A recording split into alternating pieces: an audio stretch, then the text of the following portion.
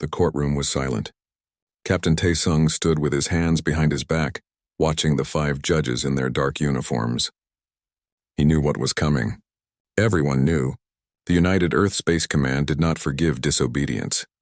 Captain Tae-sung, you are found guilty of insubordination and violation of direct military orders, the head judge said. Her voice echoed in the large room. You were ordered to hold position and wait for backup. Instead, you took your ship into a dangerous asteroid field to rescue colonists. 300 lives were saved, but you broke the chain of command. Tae-sung said nothing. What could he say? He would make the same choice again. Those 300 people would be dead if he had followed orders. The rescue ships would have arrived too late. He had seen the data. He had made his choice. However, the judge continued, we recognize that your actions, while illegal, saved lives. Therefore, you will not be discharged from service. Instead, you and your entire crew will be assigned to a special mission. Tae-sung felt his stomach tighten. This was not mercy. This was something worse. You will take your ship, the Defiant Wind, to the Void Sector. You will conduct a complete survey of that region. Expected mission duration is 18 months. You will depart in 1 week, the Void Sector. Every officer in the room knew what that meant. It was the deadest part of space humanity had ever mapped. No planets worth colonizing, no resources, no strategic value, nothing but empty darkness stretching for light years. It was where the Space Command sent crews they wanted to forget about. Tae-sung was dismissed. He walked out of the courtroom with his head high, but his heart was heavy. In the hallway, his crew was waiting. Lieutenant Ji-won stood first. She was his navigation officer, only 29 years old but brilliant at her work. Her face was pale. Captain, we heard, she said quietly. The Void Sector. I know, Tae-sung replied. Beside her stood Hyun-woo, the chief engineer. He was 42 with gray hair starting at his temples. He had served in space for 20 years. 18 months in the middle of nowhere. They want us to rot out there. Dr. Ari stepped forward. She was the ship's medical officer, always calm and compassionate. We saved those people, Captain. We did the right thing. The right thing got us punished, said Private Dong-hwan. He was the youngest of them all, only 23. He had joined Tae-sung's crew just 6 months ago. Now his promising career was destroyed before it really began. Tae-sung looked at his crew. These people had trusted him. They had followed his orders without question during the rescue. Now they would suffer because of his decision. I'm sorry, he said. This is my fault. If you want to request transfer to another ship, no, Ji-won interrupted. We stay together, the others nodded. Even young Dong-hwan stood straighter and agreed. The next week passed quickly. The Defiant Wind was a medium-sized exploration vessel, designed for long missions. It could support a crew of 12 comfortably, though they only had 5 now. The Space Command had not bothered to give them a full crew for this mission. That told Tae-sung everything he needed to know about what Command thought of them. The ship was loaded with basic supplies. Standard food rations, standard equipment. Nothing special, nothing new. They received the oldest scanning gear and outdated computer systems. Hyun-woo complained constantly about the poor quality of their equipment, but no one listened to him. On the day of departure, there was no ceremony, no speeches. No one came to see them off. The Defiant Wind left Earth orbit in silence, just another small ship among thousands. Ji-won set their course for the Void Sector. It would take them 3 weeks to reach the edge of surveyed space. After that, they would be truly alone. The crew tried to keep busy during those first weeks. Ari organized the medical bay. Hyun-woo ran diagnostics on every system. Dong-hwan practiced security protocols even though there was nothing to secure against. Ji-won checked and rechecked their navigation. Tae-sung spent most of his time in the captain's chair, staring at the view screen. The stars looked the same as always, beautiful and cold and distant. He thought about the colonists they had saved. He wondered if any of them knew the price his crew had paid. He doubted it. Good news traveled fast. Punishment was kept quiet. On their 20th day out, they passed the last human outpost, a small mining station on a lonely asteroid. After that, there would be nothing. No other ships. No communications except long-range messages back to Earth. No help if something went wrong. That night, Tae-sung called his crew to the common area. All 5 of them sat around the small table where they took their meals. The room was quiet except for the gentle hum of the ship's engines. I want to say something, Tae-sung began.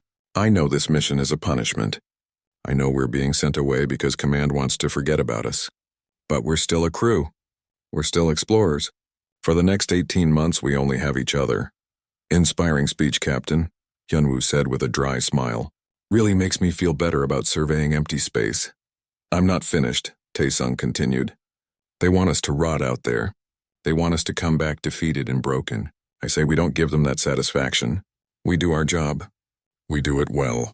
We survey every cubic meter of that sector if we have to, and when we come back with our dignity. Ji-won smiled. Let's at least rot with dignity. Exactly, Tae-sung said. They all raised their cups of water in a mock toast. It was not much, but it was something. They were together. They were alive. And they had a mission, even if it was a pointless one. The defiant wind pushed deeper into space, leaving behind everything familiar.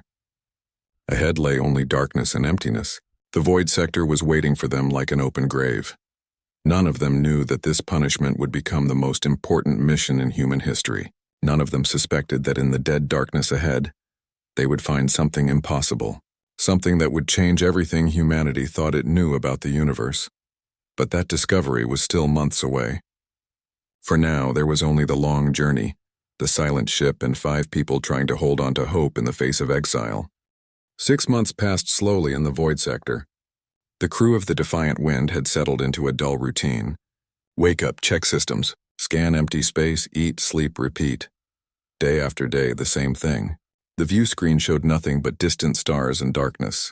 Tae-sung noticed the change in his crew. Ji-won smiled less often. Hyunwoo's jokes became bitter instead of funny. Even Eri, who was always positive, seemed tired and quiet. Young Dong-hwan spent hours staring at the walls of his small room. They were all slowly being crushed by the emptiness around them. The ship itself seemed lonely. Its corridors were too quiet. Its rooms felt too large for just 5 people. Sometimes Tae-sung walked through the empty sections just to hear his own footsteps. They had found nothing interesting in 6 months. Just empty space, cold rocks floating in the darkness, clouds of dust that meant nothing. Every scan came back the same. Negative for life, negative for resources, negative for anything worth reporting. Earth Command sent monthly messages asking for updates. Tae-sung sent back reports full of data about nothing. He could imagine the officers back on Earth reading his reports and smiling. This was working exactly as they wanted. The troublesome crew was being forgotten in the darkness. On day 183, everything changed. Ji-won was running the night scan. Most of the crew was asleep. The ship's computer was set to alert them if anything unusual appeared, but nothing ever did. Ji-won was reading a book on her console, not really paying attention to the scan results. Then the computer beeped. It was not the normal beep. It was the alert sound that meant the sensors had found something that did not match expected parameters. Ji-won sat up straight and checked her screen. At first, she thought it was a mistake. She ran the scan again. The same result appeared. Her hands started shaking as she activated the ship-wide communication system. Captain, you need to come to the bridge. Right now. Tae-sung was awake instantly. He had been a soldier long enough that his body responded before his mind fully understood. He pulled on his uniform and ran to the bridge. Hyunwoo arrived seconds later looking confused and worried. What is it? Tae-sung demanded. Ji-won pointed at her screen. We picked up a signal. An electromagnetic transmission. Could be natural, Hyunwoo said. Pulsars send out regular signals. I checked that, Ji-won said. Her voice was excited now. This is not a pulsar. The pattern is too complex. Too structured. Captain, I think this signal is artificial. Tae-sung felt his heart start beating faster. Show me. Ji-won displayed the signal on the main view screen. It was a series of pulses in a repeating pattern. The pattern had mathematical structure. It repeated every 47 seconds with perfect accuracy. How far away? Tae-sung asked. About 15 light days, Ji-won answered. The signal is weak, but it's definitely there. Eri and Dong-hwan arrived on the bridge, awakened by the commotion. Everyone gathered around the screen, staring at the signal. What could be making that? Dong-hwan asked quietly.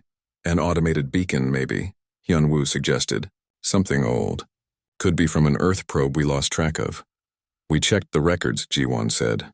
No Earth probe was ever sent in this direction. This is not ours, the bridge was silent. Everyone understood what that meant. If it was not from Earth and it was artificial, then something else had made it. Something not human. Taesung stood very still. His mind was racing. This could be the most important discovery in human history. First contact. Proof that humanity was not alone in the universe. Or it could be nothing. A malfunction in their sensors. A strange natural phenomenon they did not understand yet. What do we do, Captain? Ji-won asked. Taesung thought about their orders. Survey the void sector. Report anything unusual. But also do not deviate from the planned route. Do not waste resources chasing false signals. Do not cause trouble. If they investigated this and it turned out to be nothing, Command would be angry. They would add more time to the mission. More punishment. But if they ignored it and it was something real, they would never forgive themselves. We investigate, Taesung said. Hyunwoo whistled. Captain, if this turns out to be a sensor glitch, Command will make us survey this sector for another 5 years. Then we better hope it's not a glitch, Taesung replied. Ji-won, plot a course to the signal source. Best possible speed. Yes, Captain. The defiant wind changed direction. Its engines pushed harder, eating up the distance toward the mysterious signal. The crew barely slept during the next 3 weeks. They took turns monitoring the signal, watching it grow stronger as they got closer. Taesung sent a message to Earth Command reporting the signal. He knew it would take weeks for the message to reach Earth and weeks more for any reply to come back. By then, they would already know what was making the signal. They were on their own. On the 21st day of their pursuit, the ship's long-range scanners finally picked up something solid. A massive structure floating in space. Captain, you need to see this, Ji-won called out. Taesung rushed to the bridge. The entire crew gathered around the main screen. What they saw took their breath away. The structure was enormous. It was at least 5 kilometers long and 2 kilometers wide. Its shape was unlike anything humans had ever built. Geometric patterns covered its surface. Triangles connecting to hexagons connecting to shapes that seemed to shift when you looked at them directly. That's not human, Ari whispered. No, Taesung agreed. It's definitely not human. Hyunwoo ran every scan they had. No life signs. Power readings are very weak, almost nothing. It's old, Captain. Really old. The radiation weathering on the hull suggests this thing has been here for thousands of years, maybe tens of thousands. But the signal is still transmitting, Ji-won pointed out. Automated systems, Hyunwoo said, built to last. Whoever made this knew how to build things that would survive for a very long time. Donghwan stared at the screen. His young face was full of wonder and fear. Do we go inside? Taesung studied the structure. It looked dead. Dark. Silent except for that repeating signal. But inside there might be answers. Technology, proof, evidence of another civilization. We go inside, he said. Get the boarding equipment ready.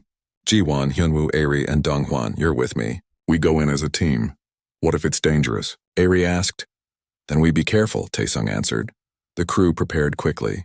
They put on their spacesuits and checked their equipment 3 times. Taesung recorded a message to Earth Command, explaining what they had found and what they were about to do. If something went wrong, at least Earth would know what happened to them. The defiant wind moved closer to the alien structure. In the darkness of space, the ancient construct waited silently. Its secrets had been hidden for thousands of years. Now 5 humans were about to discover them. The airlock door opened with a hiss. Taesung stepped into the alien structure first, his boots making contact with a surface that had not felt footsteps in thousands of years. His helmet light cut through the darkness, revealing walls that seemed to glow faintly in response to his presence. Everyone inside, he called. Stay close. The 5 crew members moved through the entrance carefully. Their suit lights danced across surfaces that were not metal or plastic or anything humans used to build with. The walls appeared to be made of some kind of crystalline material. Geometric patterns covered every surface, shifting and changing in the light. This is incredible, Ji-won breathed. Her voice sounded small through the communication system in their suits. The corridor they entered was huge, easily 10 meters high and just as wide. The scale of everything suggested the builders had been large, or they simply thought bigger than humans did. Hyunwoo stopped to scan a section of wall. This material is unlike anything in our databases. It's conducting a tiny amount of energy, even though the structure should be completely dead. How is that possible? Advanced technology, Ari suggested. She was examining the geometric patterns with her medical scanner. adapted to analyze unknown materials. These patterns are not just decoration. I think they might be some kind of information storage or circuitry. They moved deeper into the structure. Every room they passed was empty but beautiful in a strange way. The architecture did not follow human logic. Rooms connected at odd angles. Corridors curved in ways that made no sense but somehow felt right. Dong Huan kept checking behind them. He was nervous, though he tried not to show it. "Captain, what if whoever built this is still here somewhere?" "Then we meet them," Tae-sung answered simply. After an hour of walking, they found what looked like a central chamber. It was massive, a dome-shaped room at least 50 meters across. The walls here were covered in images. Not painted, not carved. The images seemed to exist within the walls themselves, glowing with soft bioluminescence.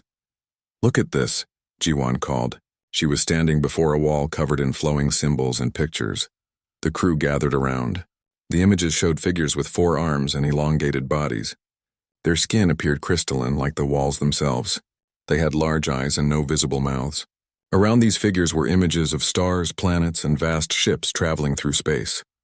"These are them," Ari said quietly. "The ones who built this place. They're showing us their history." Hyunwoo started recording everything. "Can anyone read this?" Ari studied the symbols carefully. She had trained in linguistics as well as medicine. "It's visual language, based on patterns and mathematical relationships. Give me time. I think I can start to understand the basics." While Ari worked on the symbols, the rest of the team explored the chamber. Tae-sung found what looked like a control panel, though its interface was completely alien. Dong-hwan discovered storage compartments built into the walls. Ji-won mapped the room with her scanner, building a 3-dimensional model they could study later. After 2 hours, Ari called them back. Her face was pale inside her helmet. "I've translated enough to understand what this place was," she said. "It was a research station. The beings who built it called themselves the Velthar. They were explorers and scientists. They studied the universe." "What happened to them?" Tae-sung asked. Ari pointed to a sequence of images. They showed the Velthar civilization at its height.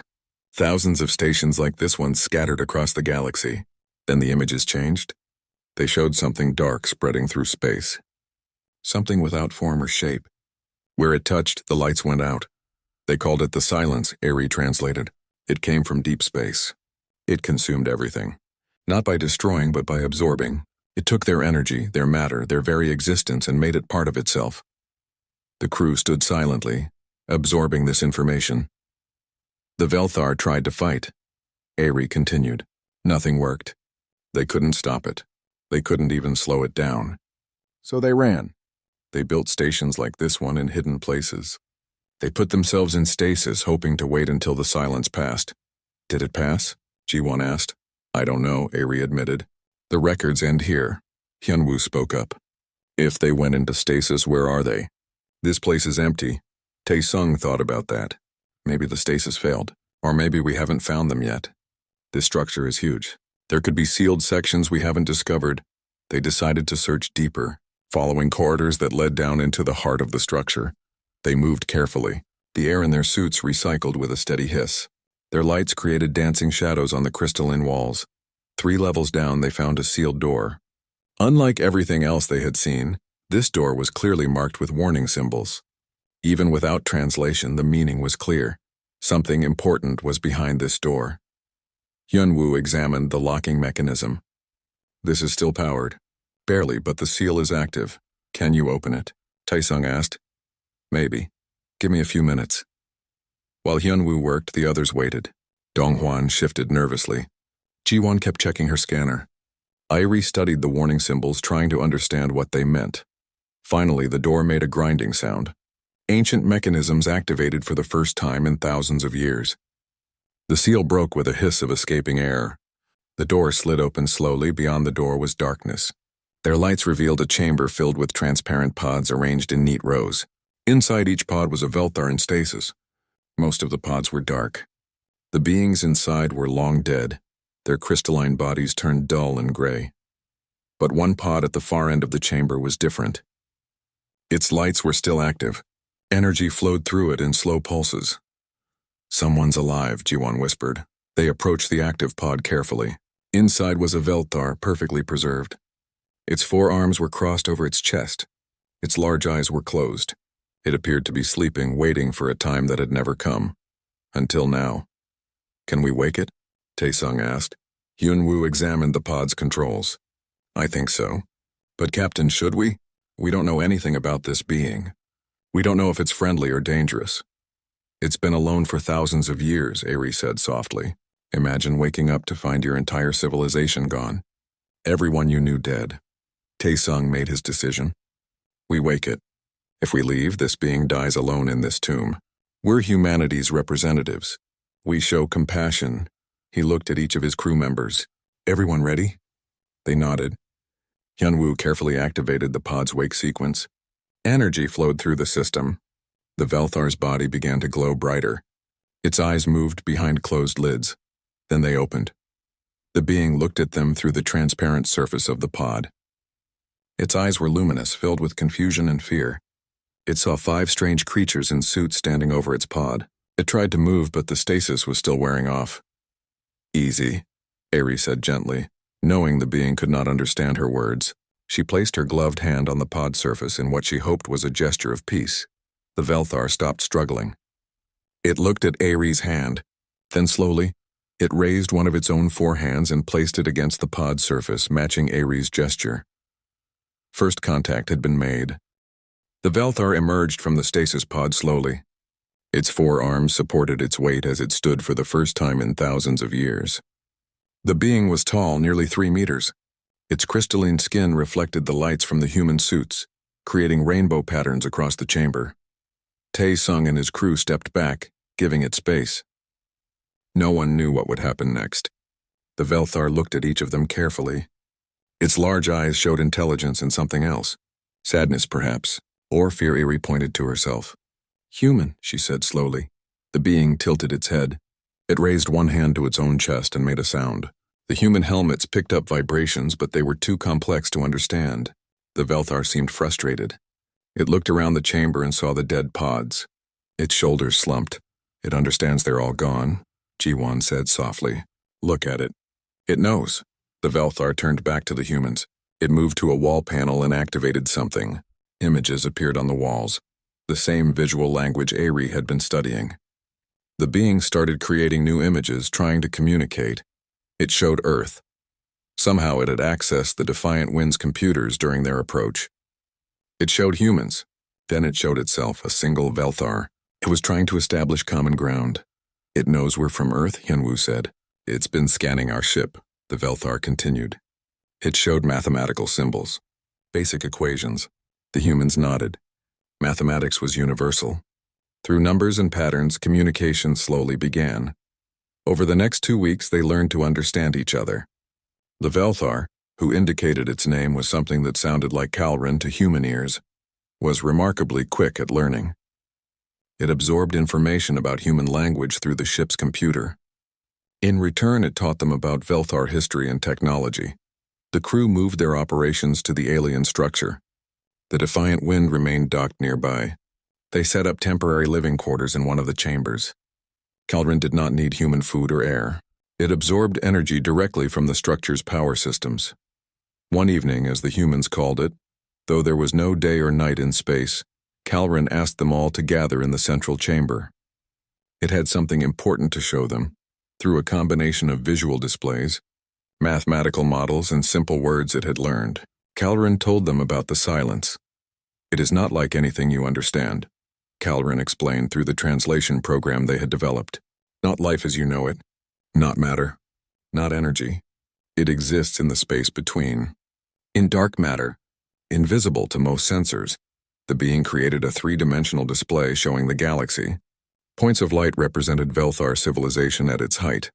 Then darkness spread across the display like ink in water. The silence moves slowly, very slowly, but it never stops. It does not destroy. Destruction means something ends. The silence absorbs. It takes everything and makes it part of itself.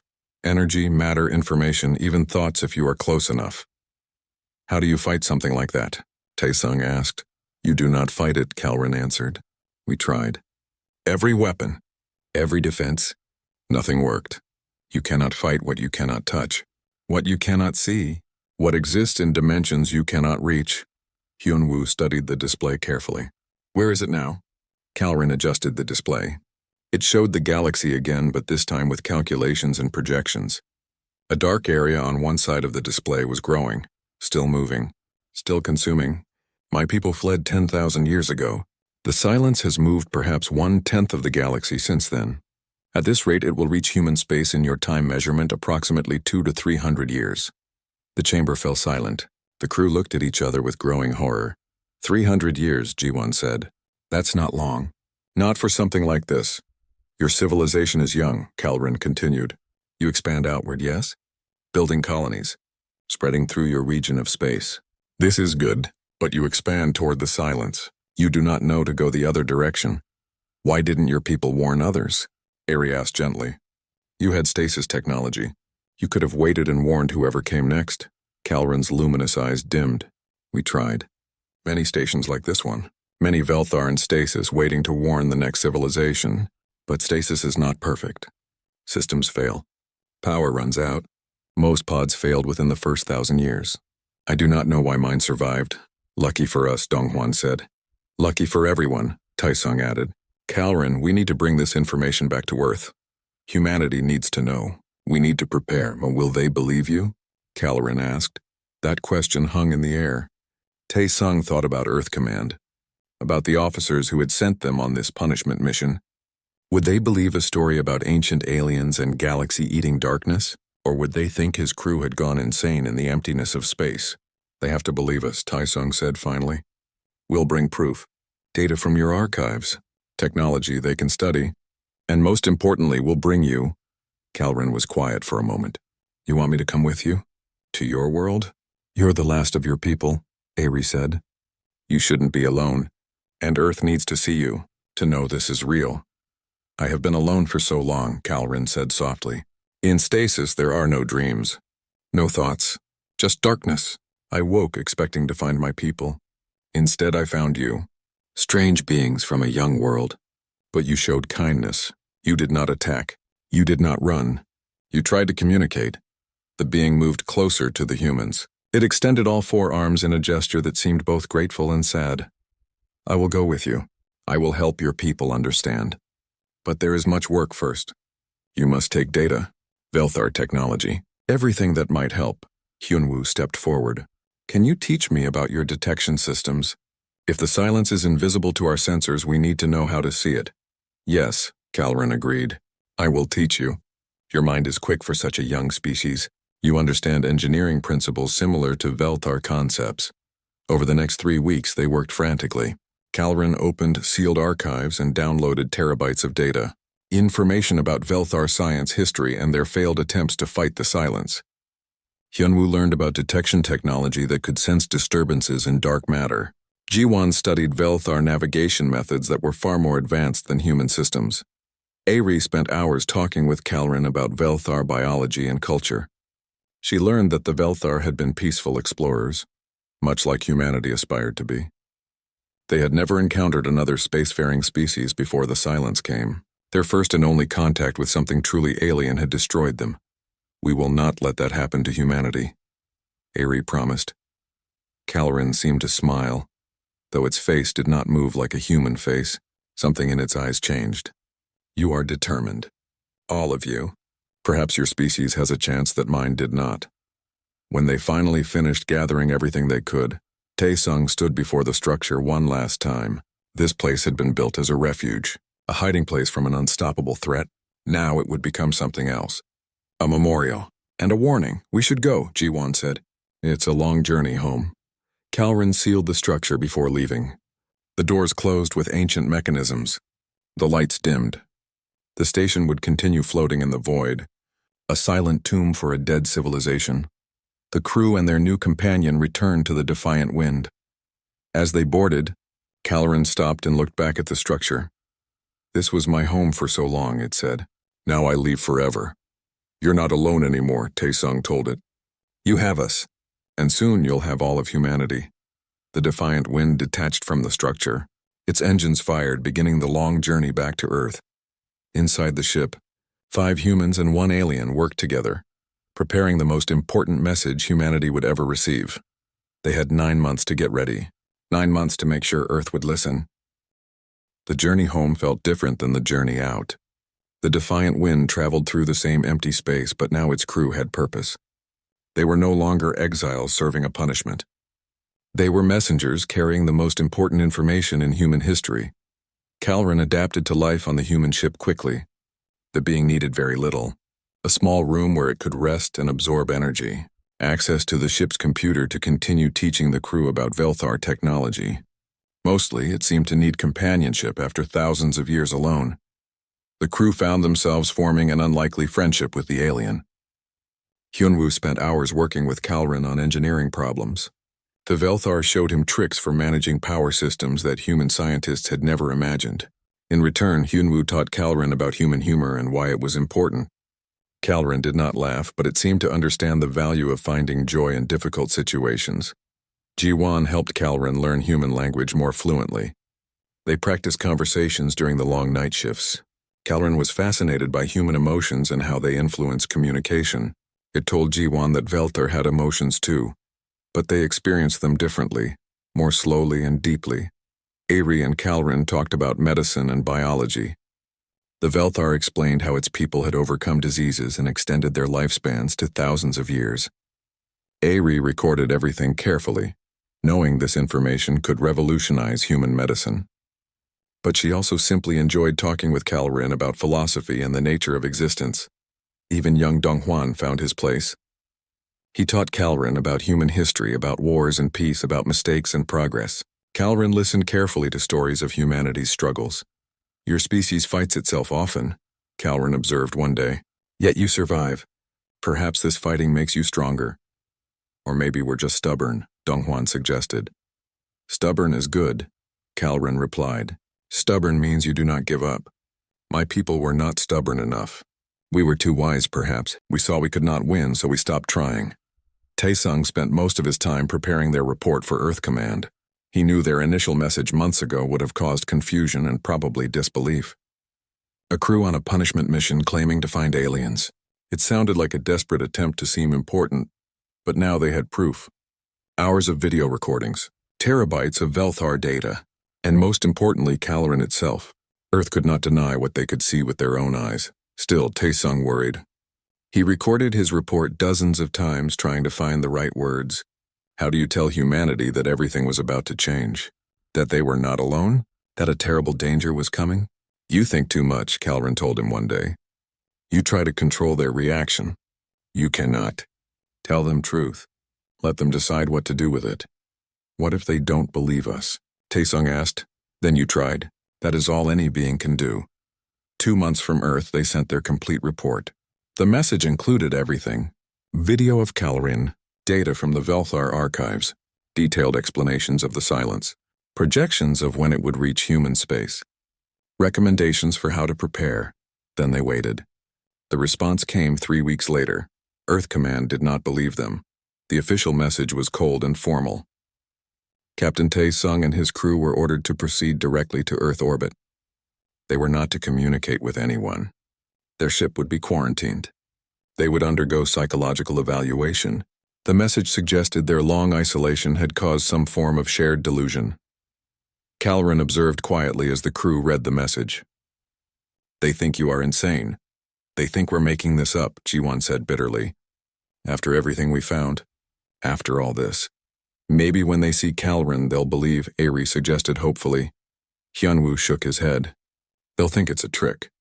An elaborate costume. Earth Command doesn't want to believe. This is too big. Too scary. Easier to call us crazy. Taesung was quiet.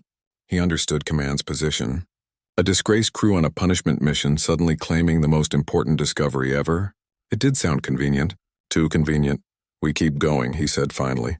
We get to Earth, we show them Calren in person. We give them the data. We make them listen. The final month of the journey was tense. The crew prepared for what would essentially be a trial. They organized their evidence. They practiced their explanations. Calren prepared to meet humanity for the first time. Are you nervous? Ari asked the alien one day. Yes, Calren admitted. What if your people reject me? What if they see me as a threat? Some will, Ari said honestly. Humans can be afraid of what they don't understand. But others will be amazed. excited, ready to learn. I hope you are right. The defiant wind finally entered Earth's solar system. They passed Mars, where colonies sent confused messages asking what they had found. They passed the Moon, where defense stations tracked them carefully. They approached Earth orbit slowly, following command's instructions exactly. A military escort met them. 6 armed ships surrounded the defiant wind, treating it like a potential threat. Taesung felt anger rising but pushed it down. They had expected this. Defiant wind, you are ordered to dock at Station 7. All crew will remain aboard until further notice. They docked, waited. Hours passed. Taesung imagined the chaos on Earth below. Commanders arguing. Scientists demanding access to their data. Politicians trying to decide if this was real or an elaborate hoax. Finally, a small shuttle approached their ship. High-ranking officers came aboard. They demanded to see the alien. Taesung led them to where Calren waited. The officers stopped in the doorway. Their faces showed shock, fear, wonder. One of them actually stepped backward. Calren stood calmly in the center of the room. All 4 arms were visible. Its crystalline skin reflected the lights. Its large eyes watched the humans carefully. Greetings, Calren said in careful human speech. I am Calren of the Velthar. I am pleased to meet you. The senior officer, an admiral named Park, stepped forward slowly. It's real. It's actually real. Yes, Taesung said. And it has information humanity needs to hear. Everything changed after that. The quarantine ended. The crew was moved to a secure facility where scientists and officials questioned them constantly. They told their story again and again, showed their evidence, played their recordings. The world went crazy. News of first contact spread across Earth in hours. Humanity was not alone. An alien walked among them. The reaction was mixed. Some celebrated. Some were afraid. Some refused to believe even with the evidence right in front of them. But the scientific community believed. They studied the Velthar data hungrily. They examined Calren with its permission. They built models of the silence based on Velthar research. They confirmed everything the crew had reported. Humanity had 200 to 300 years before the silence reached human space. It was not long, but it was time. Time to prepare. Time to research. Time to find answers the Velthar could not find. 3 months after their return, Taesung was called to command headquarters. He expected more questions, more debriefings. Instead, he found himself in a ceremony hall filled with people. His crew stood at the front. Calren stood with them, having become an honorary member of their team. Admiral Park stepped forward. Captain Taesung, you and your crew were sent on what was intended as punishment. You were meant to survey empty space and return forgotten. Instead, you made the most important discovery in human history. You found proof that we are not alone. You brought us a warning that may save our species. You did all this with courage, determination, and compassion. The Admiral paused. Earth Command offers you formal apology for the circumstances of your mission. We also offer you commendation for service far beyond any expectation.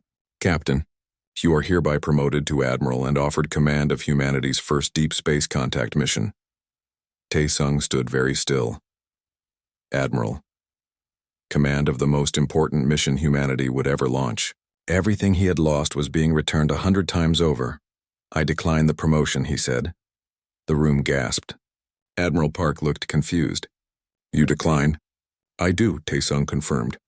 But I accept command of the contact mission, with one condition. I keep my current rank, and I keep my current crew, all of them, including Calren. Park smiled. Why decline the promotion? Because I learned something in the void sector, Taesung answered. Rank doesn't matter.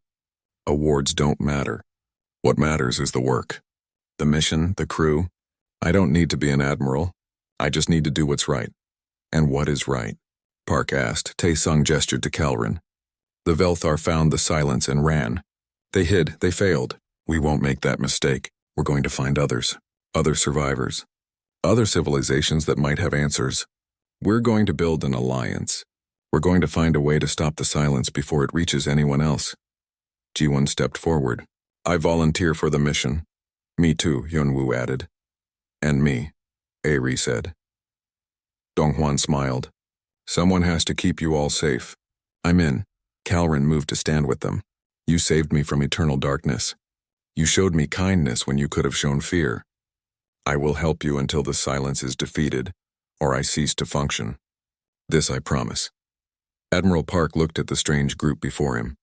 5 humans and 1 alien, a crew that had been sent away in disgrace and returned as heroes.